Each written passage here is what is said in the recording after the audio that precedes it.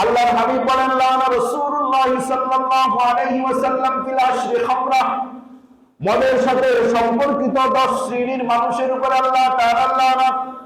1 number আসিরাহা, যে ব্যক্তি মদ উৎপাদন করে তার উপর আল্লাহ তাআলা লানত। 2 নাম্বার হলো ওয়াসিরাহা, যে ব্যক্তি মদ উৎপাদন করতে সাহায্য করে তার উপর আল্লাহ তাআলা লানত। 3 নাম্বার ওয়াশারিবাহা, যে ব্যক্তি মদ পান করে তার উপর আল্লাহ তাআলা লানত। 4 নাম্বার হলো ওয়াহামিলাহা, যে ব্যক্তি মদ বহন করে, মদ বিক্রি করে তার উপর আল্লাহ তাআলা লানত। 5 নাম্বার হলো ওয়াল মাহমুলাতা ইলাইহি, যার কাছে মদ বহন করা হয় তার উপর আল্লাহ তাআলা লানত। 6 নাম্বার হলো ওয়াসাকিয়াহা, যে ব্যক্তি মদ পান করায় তার উপর আল্লাহ তাআলা লানত। এরপর 7 নাম্বার হলো ওয়াবাইআহা, যে ব্যক্তি মদ বিক্রি করে তার উপর আল্লাহ তাআলা লানত।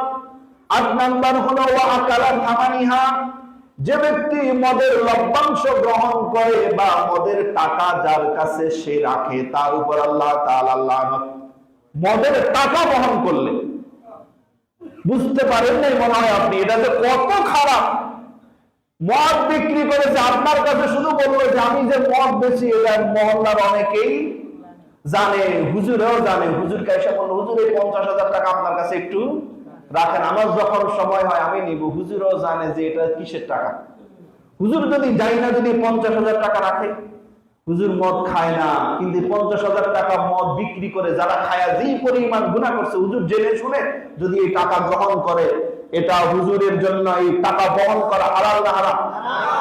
9 নাম্বার ওয়াল মুশতারি আলাহা, যে ব্যক্তি মদ ক্রয় করে, ওয়াল মুশতারাত লাহু, যার জন্য ক্রয় করা হয় তার উপর আল্লাহ তাআলা লানত। যার জন্য, আপনার কাছে কি মনে হয় এই দেশের এমপি মন্ত্রীরা মদের দোকানে যায় মদ কিনে? আরে না, ওদের সাথে এটা যায় না। ওদের কর্মীরা ওদেরকে কিনা পার্সেল করে দেয় আর সারে বয়া বয়া।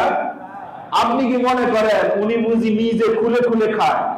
আর না, আপনার ছেলে মদের বোতল খুলে ঢেলে দেয় তারপরে খায়।